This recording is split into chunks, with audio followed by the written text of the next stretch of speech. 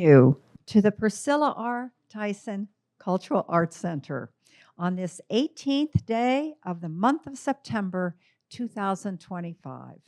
I'm Ellen O'Shaughnessy, coordinator of the program. We're delighted to have with us today Andy Johnson, tattoo artist. Hey, stand up there, Andy. Yay! Many of us, Andy, have much to learn and appreciate about tattoos. You say your passion is nature-based compositions, hand-drawn on your clients. You work at your own business, Tattoo Good Things in Clintonville. Andy shares that he grew up in the Appalachian Mountains of Northeast Pennsylvania, surrounded by the dichotomy of beautiful pine forests and wasted coal mining land. In the 5th grade, Andy's mom, want to stand up there? Wonderful. Mom enrolled him in art classes with Sue Hand, a plein air artist and educator in Pennsylvania. Andy studied with her religiously, he says, often 3 to 4 times a week until graduating from high school. He then spent 4 years at the University of Arts in Philadelphia, where he graduated with a painting degree. Reflecting back, he found punk rock and skateboarding in the 6th grade and fell in love with the DIY, do-it-yourself culture, and the tattoo culture wrapped up in the punk underground of the late 80s. After 12 years of computer design, which he shares, was like trying to fit a square peg in a round hole. He realized his true passion was indeed tattooing. Andy apprenticed and studied with a few local tattoo artists before realizing a major life goal at age 38, opening his first tattoo Long Street Collective in downtown Columbus, and then relocating to Clintonville at Tattoo Good Things in 2021. A client said of Andy, "You're the nature guy." Andy's hunt for the beautiful things in life led him to the conclusion, what is beautiful is found in nature. The undeniable truth and beauty of our nature world. Delicate wildflowers, songbirds, young trees, and more. Andy's goal now is to capture those fleeting moments for his clients. Anatomy classes, along with figure drawing, shaped his tattoo flow and placement. A lifetime of drawing and painting sharpened his understanding of light, value, and gesture. Studying and learning from amazing landscape painters, watercolor artists, and botanical illustrators informs his aesthetic. So grateful you're with us today, Andy, to share your journey of beauty in art, form, and expression of tattooing. Welcome. Thank you. Take it away. Thanks, everybody. I guess I wanted to show some slides first. I thought it was cool. The first thing, main thing was process. As an artist, I think, and a lot of you are artists, I think the coolest thing to learn from other artists is our processes. So I wanted to talk about that. This was probably a major moment in my creation of art. I was really inspired by Ernest Haeckel, who was a scientist, doctor, artist in Italy in the 1500s, and tried to document sea creatures of all sorts. But was really into mandalas and the design of the art or the image more so than anybody probably before him. I'd go on vacation, and my vacations usually consist of some kind of woodsy event, bicycle riding or whatever, and making art. So I was in Mount Hood, Oregon, and I made this. And this is another image that kind of informed my tattooing and how I approached it. Pattern-based art was always a big thing for me. This was a chess piece I did on Sarah, and I think you can kind of see, like the informing from the art to the tattoo. And then when I talked about anatomy, I thought like this was a good one because it's like I really want to have these things like kind of flow from your body, kind of flow from maybe a chakra in your bones and your muscles. This was another one. This actually turned into, I didn't get a picture of this, but it turned into a full back piece that went from here down to here, and it all radiated out from the moon. So this is the process I wanted to show. I start with Crayola washable markers, and I kind of just get like a flow of like your spine, like this would be your shoulder blade, centering it. And I show the client this. What do you think? Do you like this kind of where it's going? And then this is with a surgical marker. And then that is the outline. And here is like a detail of like the finished piece.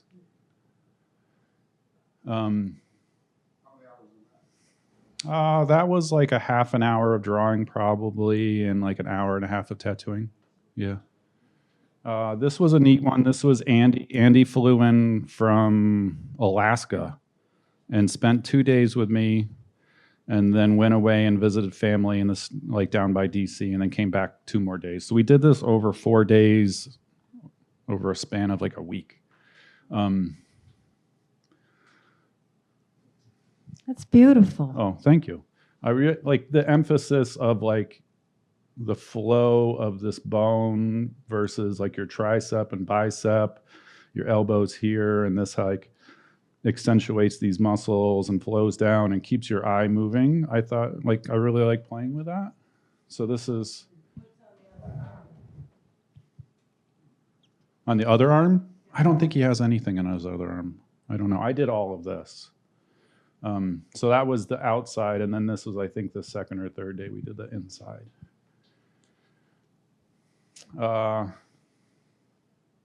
This was the first tattoo I did on her. Drew this on a second one. Drew this probably a year later, and finished with this. One of the things that's amazing about tattooing is people bring you inspiration. Like it's not just like fine art is a thing where you say like, this is my inspiration from my brain or what I see in that river of how you navigate is fine art. Tattooing is like, she brought me Japanese floral pattern designs, and I was like, I've never looked at Japanese psychedelic floral designs from the 70s. Holy moly, they're amazing. So that's what we used for the inspiration of this part. So you're always able to like grow and learn from your clients. It's like this give and take that's amazing in tattooing that I don't know of anything else that's like so intimate and so close to that in the arts. Are you drawing directly onto the person, or do you? Generally, I draw directly on, like, wrong way. Like all of this is drawn on. When I get to things like this, I pre-draw that and then stencil it on, but everything else is drawn on this. Maybe I probably stenciled that, but like all of the birds and the plants, like that was drawn on. Oh, backwards. That's the process. All of this was drawn on. Yep, probably about 90% of the stuff I draw on. What are you using for the initial? I like to start with Crayola washable markers. So what I'll do is I'll where do you want to get tattooed? What's the space? And we'll kind of draw a circle on that area. Is this how big you want it? And then I kind of I try to look at the anatomy of the person, try to look at their like biceps, triceps, wherever we're tattooing their bones, and like make it so it wraps and flows for that. And then usually they're like, what is that? I'm like, don't worry about that. Hold on. And then we'll start drawing the subject matter just with like a little darker washable marker, and I can edit it just with like soap and water. And then I use a surgical marker, which is like the same marker if you've ever had surgery, they'll like mark where you want to get surgery. And that stays on through the outline process and usually washes off. And do you take into consideration the function of the muscle? I try to. Yeah. I think that's. You want to repeat that? What did you say there, Jack? Designing a tattoo, do you take into consideration the contraction of the muscle or the motion of the... Yeah. Like, one of the classic ones I always think of is like your tricep. Your tricep sits like this, so I try to make it mimic that. So when your triceps moving, the body, your arm is moving with it. Here's another one. This is probably 4 or 5 sessions that we did on her leg. And it was all drawn on, yeah. What's the longest you ever spent on one session? I have one of my best friends, I'm tattooing his whole body. Like, we started with his back, then we did his shoulders, and then he's like, I can't do my arms, my job won't let me.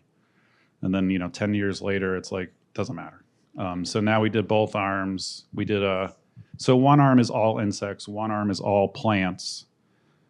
The back is these tigers. One leg is an octopus. So the head of the octopus is from here to here, and the tentacles all wrap around from his butt and down his leg. And then he loves sharks. So now we're working on his left leg, which is all sharks. Yeah. So kind of, what's that? 20 years. Yeah, 20 years. So back when we first started, he really wanted to break his record all the time. So I think we got to about 8 hours. Yeah, brutal. Nowadays, it seems like 3 hours is like I'm kind of tapped out, So I usually do like an hour and a half or 2 hours appointment and like a 3 hour appointment per day. What's that? What was your very first tattoo? And were you afraid to, tattoo somebody?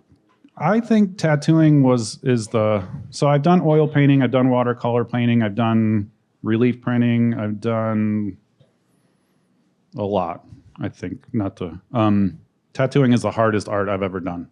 Yeah, it was definitely like a year to a year and a half of just like, oh shit, I'm freaking out for every tattoo, Yeah. The first tattoo I did on myself, but I don't remember what it is. I come from like you tattoo yourself for your first tattoo, you tattoo your teacher for your second tattoo, and then you tattoo your friends and family. I got to tattoo my mom a lot when I first started. Yeah, pretty cool. I have his hand on my back. Yes, he is always with me. She is the best. Yeah. What is the hardest part on your body to tattoo? Because I know for me, when I got this tattoo right here of my daughter, the guy was telling me that my skin was too thick, and when he was tattooing, I didn't see the lining at first. I had to come back the next day for him to finish it up because he said that my skin was too thick for him to tattoo my daughter on me. So, yeah. That's a challenge and a fun thing about tattooing. I love Strathmore 400 paper. Strathmore 400 paper has been Strathmore 400 paper since I started drawing. Right? Tattoo skin is different every time. Tattoo skin is different whether you're tattooing someone's neck or tattooing the same person's foot. There's all these variables that are like challenge mode. It's pretty fun. I think the hardest part for a person to get tattooed is like their sternum area. It's so close to your heart that I think like your body just starts freaking out. You know, like even if you're like calm as a pickle, like your body's just like, what is going on? The hardest place for tattooing is, I would say probably your neck. Your neck has really weird skin. You know, there's not many places on your body that stretch all these different ways, right? And then like the skin here compared to here, it stretches differently. So there's like a lot of variables there. And then your torso, like a lot of times, like you want your client's skin to be tight, you know? So making your skin forearm tight is easy, right? You can just go like that and it's pretty tight enough to tattoo on. Making like a torso tight is like, it's hard. You don't have bones. A lot of times you learn like techniques to stretch off of a bone, you know, depending on where you're working. And if you're tattooing like right here, you don't have an easy bone to push off of or to stretch off of. Yeah. Does a person's skin determine anything of what you do in terms of inks you use, or? Yeah, definitely. You know, You want to repeat that? oh, does skin determine like your technique and your ink? Yeah, definitely. It's you know, as we get older, our skin gets thinner and thinner, and tattooing's fun because if you do a tattoo too thin, it just disappears. You know, in maybe 6 months, maybe 2 or 3 years, it disappears, right? If you do it too deep on someone's skin, it just turns into a mushy blob of ink. So you need to like understand and know where that sweet spot is to have. So you're injecting ink into cells on your skin, right? And if you fill the cell up with too much ink, it bursts, and the ink goes everywhere. If you go too deep, the ink just spreads out also. So you have to be aware of that. And then, you know, like people who have diabetic issues will bleed more. People who drink like last night will bleed more. So you have to approach it that way also and look at it. Sun damage. There's a lot of really fun variables. Yeah. Did you have a question? I said, there's a certain time, like a person gets older and their skin is too flabby, or something. I don't know if that's the right way I want to phrase it. They get older and your skin goes all hanging around. What a tattoo, you be like, no ma'am. Because it's too something. Flabbiness isn't an issue. It's more just about the thickness and the how much that layer of skin that can hold ink. That's the thing that like you get to a point later in life that you just really can't hold anymore that detail anymore. You know, like you could probably get away with like a broad shape, but you can't get to like details like that. Yeah. Already determined fat versus muscle is not really an issue. It's just the skin layer you're working with anyway. Yeah, pretty much. No matter what part of the body, whether it's a lot of fat or it's totally Arnold Schwarzenegger firm. Yeah, don't do steroids. I don't know what it is. Steroids make skin really tough. Yeah. It makes it harder. You have to turn up the machine a little more. Go ahead. Is there a type of physiology you do not tattoo? That I personally? Yeah. Or in general? Bad condition or like a diabetic or... Blood thinners are the big one. Yeah, because like if you're bleeding a lot, you're going to bleed. Your body's trying to fight. It's like a eraser burn. Remember eraser burns when you were kids? It's like that kind of level of trauma. If you're bleeding a lot, your body just pushes all that out, and generally you lose a lot of ink. You lose a lot of detail if you're on a blood thinner. Yeah.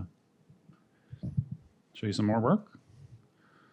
Savannah's awesome. Savannah is works at KYC, if anybody knows KYC. Gardener. So we did a bunch of gardening plants kind of on her. You know, I always like to do something big and round on a calf. I think it's framed so well when people are moving. And then like if you shoot down like the Achilles heel and put something like vertical down there, I think it always like flows real good. another sleeve I did over time. What part of the body do your customers complain hurts the most? The adage is always like arms are the easiest, legs are generally more painful, and then like anything on your torso is like more painful than anything on your legs and down the line. Yeah. It hurts. I always say it hurts enough that like you're getting tattooed the entire time. You can't really not focus on that pain, but you also can sit there and generally like manage it. You fall asleep. That always blows my mind. Yeah. Feels good and hurt. Yeah. The first 10 minutes, you're like, oh my, what's happening here? Yeah. Yeah, I have 9 of them, and Wow. I actually would hold my breath and just. Don't do that. I did that, and I just like never did that again. Yeah. Yeah. You gotta, And I just tolerated the pain. like with anything in pain management and suffering, you have to breathe. Like breathing slow and like relaxing your breath is like crucial to life, right? I just like never did that again. And Yeah. I'm like, why did I do that? Yeah, you tense up, you get an adrenaline spike, and then you're much more likely to pass out. Yeah. I stopped doing that after my first one. Yeah. That rose you did on her arm, Mm-hmm. that looked real good. Thank you. Yeah, roses are one of like a classic tattoo image, and like I would tattoo a rose every day. They're one of the best. Did you draw that? Yeah, I drew all that on You her. drew- okay, Mhm. that's all those art classes Yeah. really coming Yeah. back for you, huh? Yeah. If you back up from it out and get a good look at that bird. Yeah, let me get this question first. Go ahead. Did the person move or anything, or when you're trying to draw on them? I'm a big guy. I hold them down. You wanted me to back up? Whiz by it. I got some more birds coming up. I love birds. Birds are the best. That guy? Oh. This is all birds on this woman's arm, on this person's leg. Oh, geez, you want me to remember things? All I do is draw all day, so my memory is like, But the drawing is beautiful. oh, thank you. Yeah, it's like all right side brain stuff. So my left side brain is like, no, I'm not. You don't ask. That piece alone, how much for that piece? How much did I charge? I don't know. Asking for myself. Yeah, you're thinking. It was probably $200, $300, $400 around there. I'm not sure. So this is all one piece here. And then this was one of my favorites. Yeah.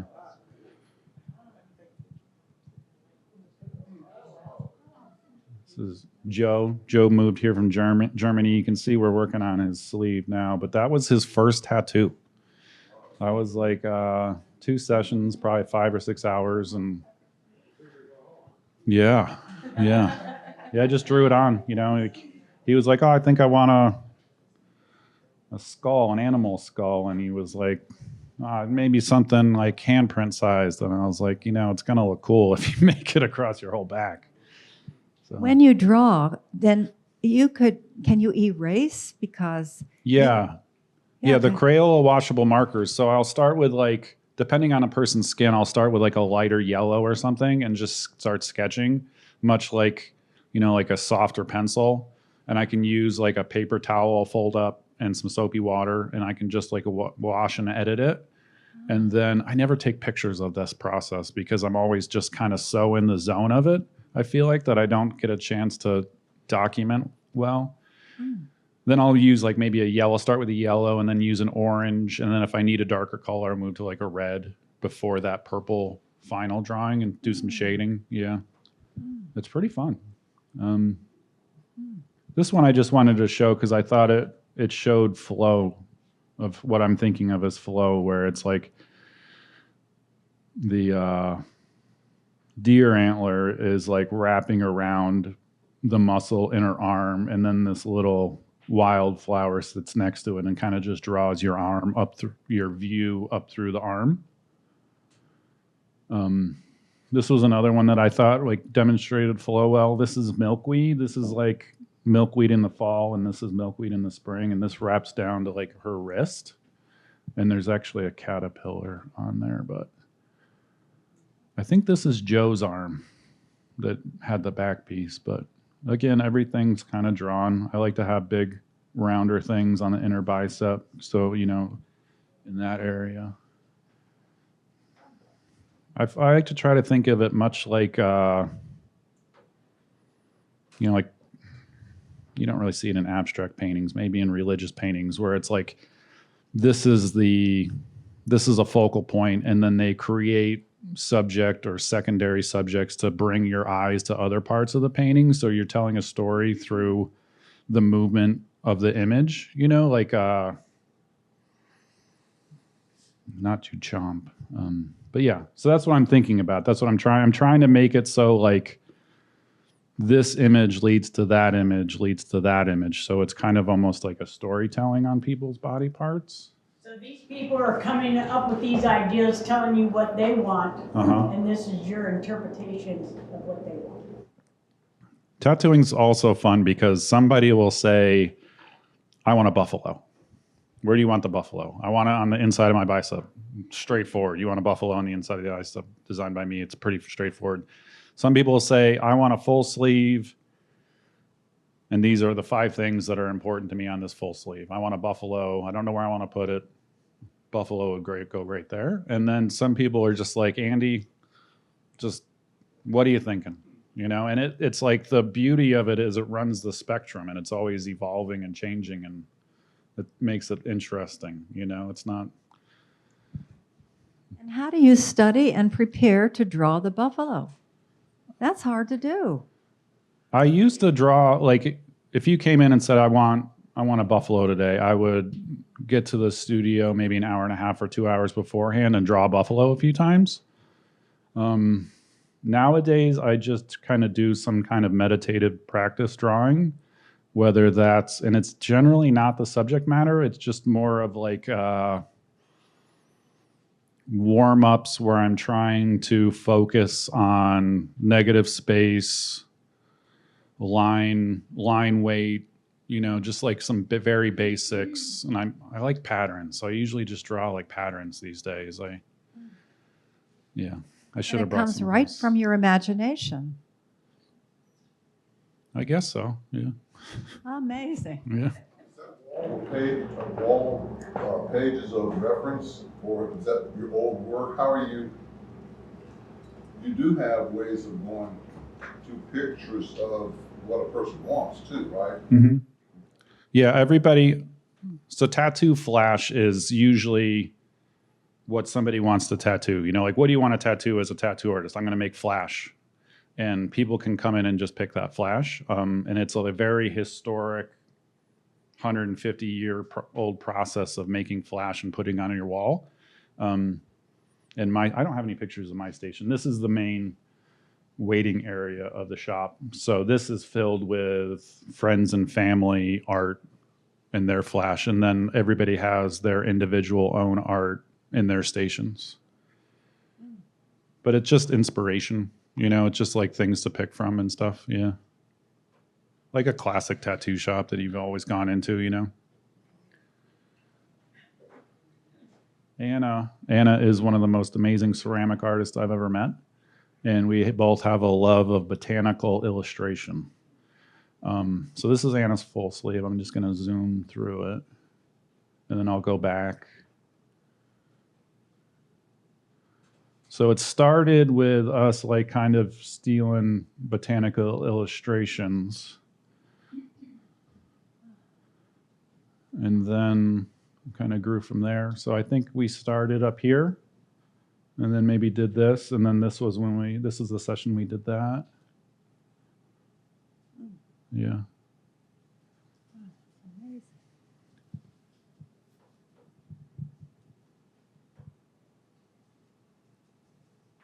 So yeah, a bunch of who doesn't love a botanical illustration?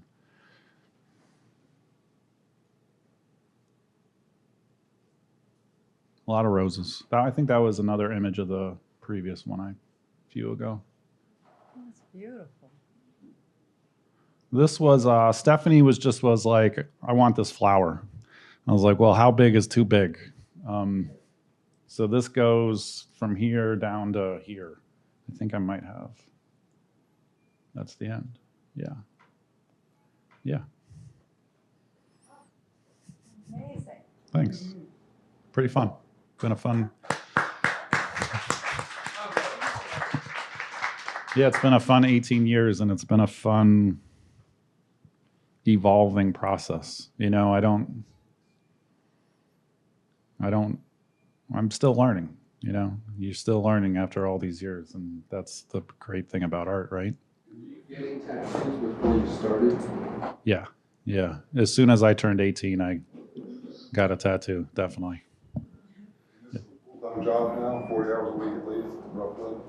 Yeah, I have 4 artists that share the space with me, so I do some administrative stuff and kind of helping with them, and we do like charity fundraisers and some other stuff. So it's probably 30 hours of tattooing and tattooing adjacent things, and yeah, 5 or 10. Is there something you wanted to tattoo but haven't yet? A subject? Nothing off the top of my head. No. You mentioned, what's the word for a caterpillar? Cocoon? Chrysalis or cocoon. Do you have any of Like the those? stages. I don't have any. Butterflies. Yeah, a lot of butterfly imagery. You mentioned cocoon you couldn't see. Yeah, I'm bad. I'm kind of bad at documenting, but there's a monarch eats milkweed. There's a monarch on the inside of her arm. So remind me, what is the name of your place? Tattoo good things. Good thing. Yeah. And how long have you been doing? I've been a tattoo artist for 18 years, and I've owned a shop for 12 years. Yeah. My question is about color. Most of your tattoos today are in black. Yeah. Or shades out there. But I mean, when you first started, you did color. So what's the transition from tattooing? I think I look at things. I look at art in black and white much easier. I think of my art in black and white. I feel like I struggle in color. That's the first thing. I immediately just go to a pencil if I'm making art. I immediately go to like black and white value type stuff. Every tattoo has to have black in it. If you don't have black in it, it's just going to disappear over time. Maybe like 15. So I've always loved just black tattooing. Probably 15 years ago, I went to the Philadelphia Tattoo Convention, and I was like, I'd always done conventions, and I would bring every color in under the sun, and I was like, I'm just going to bring black ink. And if they want color ink, I can't do it. And since then, it worked. It was just, this is what I do. I feel like I'm drawing on skin. Whereas I feel like if I shift into a color mode, I'm painting on skin. And drawing trumps painting. From a practical perspective, the tattoos that I have, the ones that are in black, show the detail much better over time than the ones that are in color. Yeah. Color breaks down with UV. Yeah, so your color's not going to last as long, generally, unless you take really good care of it. And you can hold a lot. From what I understand, the pigment in black ink is finer and can hold more detail than color pigment, which is a bigger powder. So you can't hold as much detail in color as you can. You use different kinds of inks. I have always used Eternal Lining Black.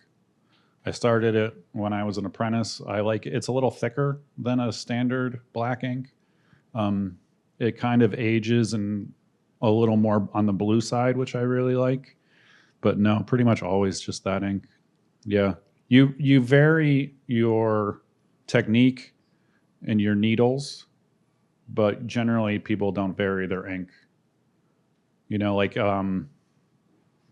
if you know going into it someone's pigment isn't going or skin isn't going to hold as much detail, you're setting up things differently to create that image. You might be using a different line weight. You might be using a different shading technique. And then depending on age, depending on sun damage. Yeah, but generally it's always the same pigment. Yeah. Your right forearm, large bird. How old is that? Probably 20, 22 years. Yeah. So no, you don't have anything that needs to be redone, right? Anything that you feel like it's not dark enough anymore, not sharp enough? I like the idea of tattoos age with you, and it's like, it doesn't matter what it looks like. It matters, this thing's 20 years old. This thing's the first one I ever got, But some people if you want to get it touched up, then it's your body. You want to hold that up so we can see what...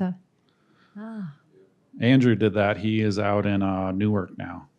Yeah. Bunch of stuff. Yeah. Thanks. Some color in that one on the... Yeah. Oh. I just keep looking at that buffalo. How did you accomplish that shading on its back? Yeah. I mean, how in the world did you do that? Accomplish the shading, as Inga's saying. How did you get that? The technique, I mean, it's a lot like cross-hatching for how I do it. It's a lot like cross-hatching with a very fine needle. It's pointillism, Just like pointillism on a painting or whatever. Yeah.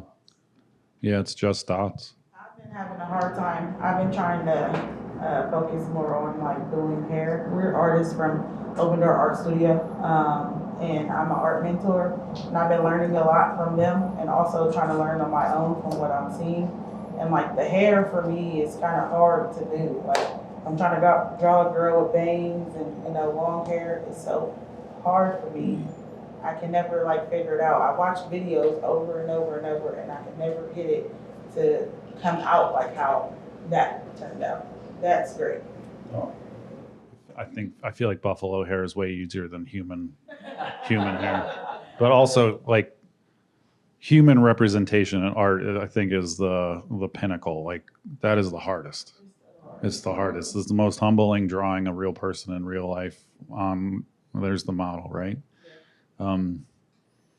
Block in shapes and then build shapes into details. Get your values done right, and then tackle your details, and not vice versa. Go ahead. You said your mom is here? She's right next to you. Oh. So I want to give Mom props. Mom saved my life. Because I'm into this, I've been into this for a long time. Spirits. How we come into each other's lives, and the fact that you recognize where he was supposed to go and do and be, and then allowed him to do that from a young age. I just want to say I bow humbly to you for being that spirit. Mom comes from a long line of makers. My grandmother. Mom come up. Yeah. And give her back. Yeah. Most of my memories of my grandmother were sitting there making a quilt. My great grandmother would give Christmas presents of things that she made all the time. It was like a long line of makers in art, and that I was in 5th grade and I was hanging out with some rough kids, 6th grade. And Mom was just like, you got to start doing this art. You're drawing all the time. Go hang out with this lady. And it changed my life. Yeah. I broke this. Mom has something to say. When Andy was in junior high school, he would come home with some extra cash in his pocket because he would charge his classmates to do the drawings for their school projects. I don't remember that. Yeah.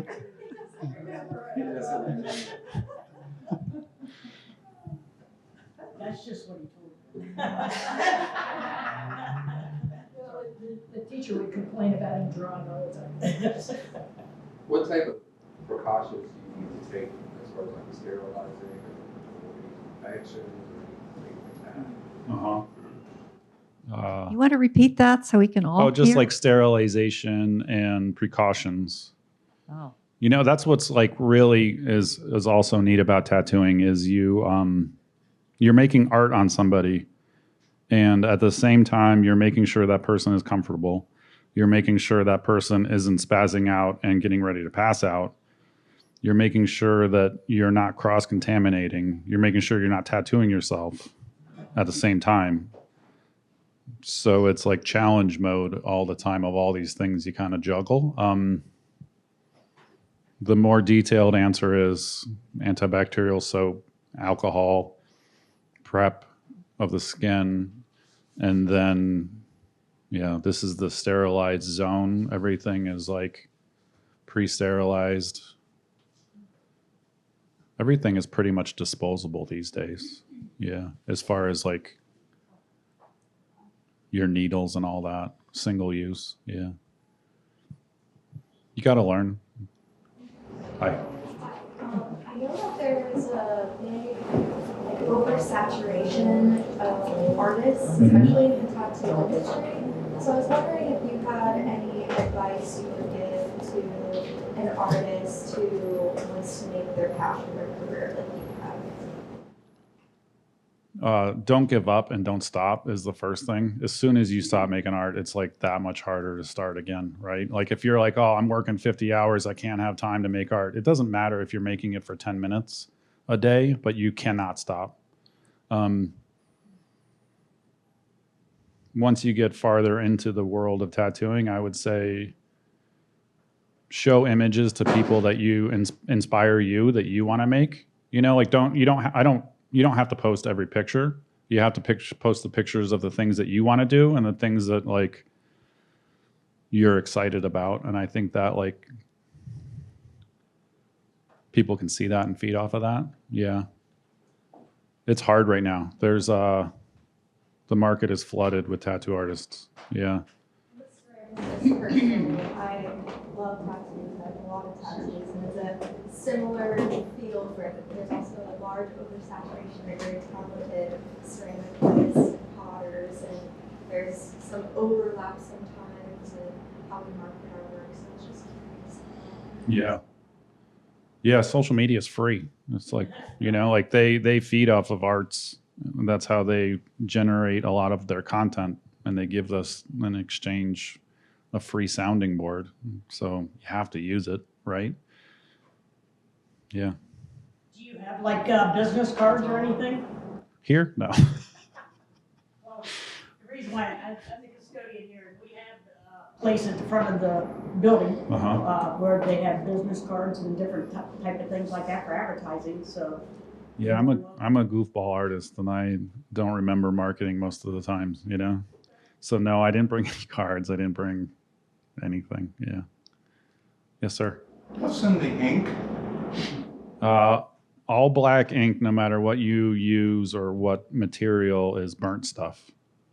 You know, generally these days it's vegetables or plant matter that's burnt to make black ink. But you know, if you say like I think sumi is generally like a bone of some sort. You can still find some black animal bone type ink, but black ink is usually like a vegetable, burnt vegetable. The color in the ink, I see some bright colors on certain people. I don't really focus on color, and I don't know. They don't list. You don't have to list ingredients. It's called powdered pigment. You can buy it in powdered form and make it yourself and mix. You can buy the powdered pigment and mix it. Generally, you mix it with some kind of alcohol and a glycerin, vegetable glycerin, to give it some thickness. But as far as like what powdered pigment is, they don't. It's kind of a trade secret, and I don't know that's trade secret. Kind of wild. Can skin diseases worsen after tattooing? Can skin diseases worsen after tattooing? It used to be you had to avoid moles. You couldn't tattoo moles, but now I guess they have devices that can see through the ink to see if moles are an issue. No, I mean, once you put that, especially with black ink, once you put that black ink into that cell, it's just burnt plant matter, and it pretty much just stays there and doesn't affect you. It doesn't hurt you more if you have a melanoma or something, from what I understand. Yeah. You ever had someone come to you and you had to turn them away because their skin was either so thin, so old, so some condition that you said, I just don't. Unfortunately, yeah. It's always a bummer, but yeah, you have to sometimes. Yeah. Yeah, in Hawaii, you see a lot of the natives, they tattoo their bodies, but Yeah. they say they do it the old way. Yeah. And how did they do that? So Asian and Polynesian designs are usually done with like a bone. You would shave down a bone into like a point because it's just a puncture wound. Like you're just puncturing the skin, and when you puncture the skin, the ink goes in and sits in that puncture wound. So they would just make like these bones and tap. Usually it's a tapping process. And that's why generally like Polynesian designs are much broader, blacker designs. Is that painful for them to do that? Everybody says it's a little more painful than like modern electric tattooing, yeah. And then Japanese usually do it traditionally with a needle, but they do it by hand, and it's like this, like, it's wild. You can actually hear when you get tattooed, because there's no, like, tattoo machines make a buzzing noise. I don't know if it, you know, Japanese tattooing doesn't make it because you're doing it by hand, and you can literally hear the skin popping. It's kind of wild. Have you ever tattooed a pregnant woman? You're not legally allowed to. You want to repeat that so they can You hear? can't tattoo breastfeeding and pregnant women because it's like kind of an antiquated law. It's because, you know, tattoo artists are so dirty that you might become more infected. And it's like, I've never had anyone infected. I've never had an issue with skin problems, you know, like they make chemicals that kill everything, you know? Yeah. Would anybody gathered be willing to share your tattoo and the significance of it? Oftentimes it's connected with, you know, I have one. okay. I have a clown tattoo. Uh-huh. It was on my A clown thigh. tattoo, huh? It was on my thigh. It's on my thigh, actually. And I used to, at an old church, I was in a clown ministry. And we actually did a parade for 4th of July parade. And we did a 4th of July parade, and we just paraded down the parade as clowns. Uh-huh. And I have a picture, clown tattoo of the face of a clown. Mm-hmm. And a way to remember and celebrate, huh? Yeah. Oh, anybody? Ray had a question. So tattoos are pretty popular now. Like Yeah. saying, like there's so many artists and everybody's getting a tattoo. But a few days ago, I was watching an episode of MASH, and Radar wanted to get a tattoo. Yeah.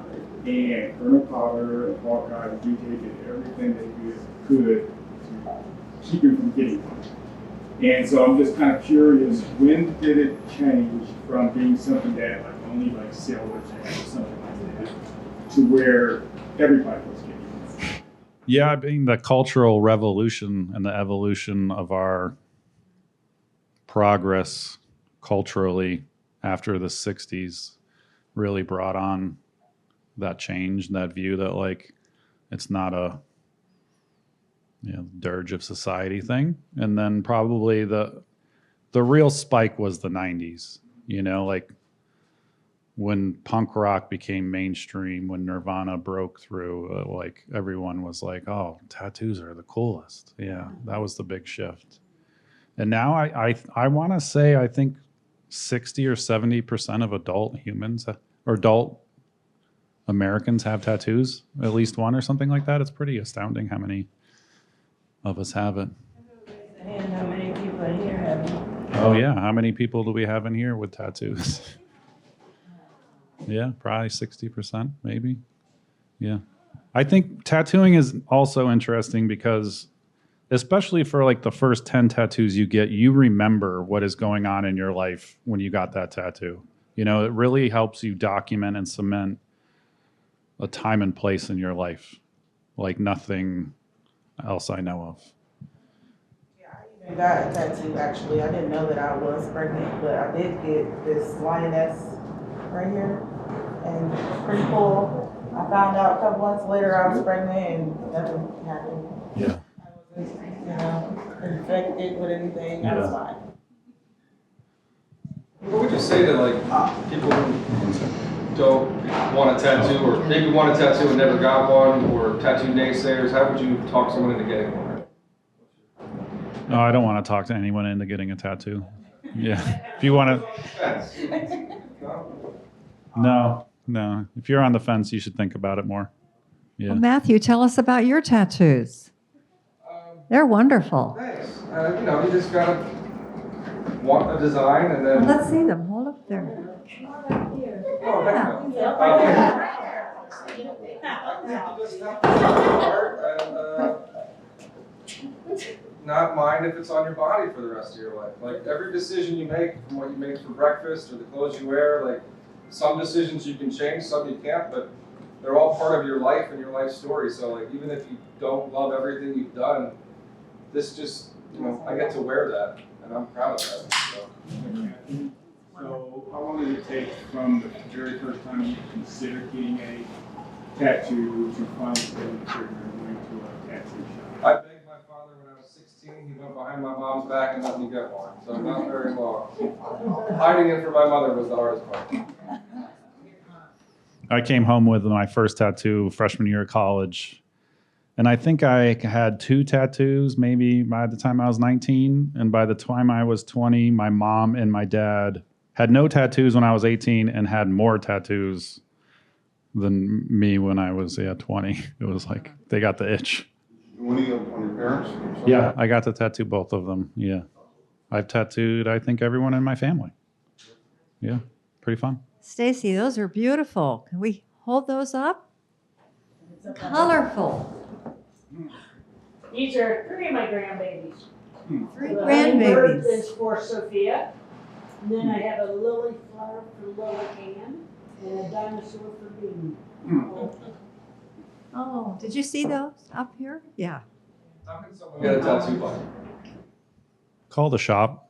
I like to talk, especially about tattooing. I think it's best to just talk to people, ideally in person. You know, I think conversations you can really feed off of what they're thinking so much better than like a email form or anything like that. You can really feel what they're saying, you know, and I think that helps. So yeah, usually I have people call the shop, and if it's an existing client, we can just schedule over the phone. If it's a new client, I usually like to meet them in person. Yeah. Is there ever, when you make this tattoo for me, they bring you the picture, you print it on a thing, or is it just more of a collaborative effort between an idea, your skill set, and then what happens as the tattoo description? It runs the gamut. And that's what's like so cool about tattooing, you know, like more so than any other non-fine art, you know, like some people are just like, this is exactly what I want. And it's like, cool, let's do it. And some people are like, I don't know, can you interpret this somehow? You know, I don't know how big I want it. I don't know how I want it to look, you know. Do you want it in my style? Then come to me, you know. Yeah. I know for me, like when I want a tattoo, I kind of think of like my family. All of my tattoos mean something to me, so I try to get like a meaningful tattoo. And I kind of like figure out like the design, what I want, how I want my letters. I kind of just figure out all the details, and I just kind of give it to you, and I just say, hey, here's where I want it, do your thing. That's impressive, because I Yeah, I would think about a cross. What's If I that? got a tattoo, I'd probably get a cross or something. Because Yeah. I love Jesus. Yeah, I mean, You want to repeat that then? So oh, we can- she was just saying that if she got a tattoo, she would get a cross. And it's like, yeah, you know, document your life through tattoos. And I think you can't really go wrong. Mhm. Yeah. Go ahead. Where did the word come from, tattoo? Jeez, I don't know. Yeah. We can Google it. Yeah. ChatGPT can write a report for you. Yes.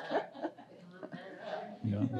Yeah, I don't know. Tattooing is, there's documentation and samples of tattooing for as long as we've found humanity. You know, like you go back 10,000 years to an ice age person that it was buried, they found buried and they had tattoos. You go to Asia 5,000 years ago, you find tattoos. It's always been a part of our culture. I got an answer for you. How can I have that mic? Okay. So the word tattoo has two different origins. The word for body art comes from the Tahitian and Samoan word tatau, meaning to mark or to strike. Introduced to English in Captain Cook's voyages in the late 18th century. The word for the military signal, wait a minute. The word for the military signal comes from the 17th century Dutch phrase tap toe, meaning shut the tap, referring to the closing of tavern taps for the night. Your favorite tattoo? Thank you. I don't think about it much. Yeah, I don't think about like a past tattoo very often. You know, like people ask that. That's like one of those questions, you know, and it's like, it was probably the last tattoo I did.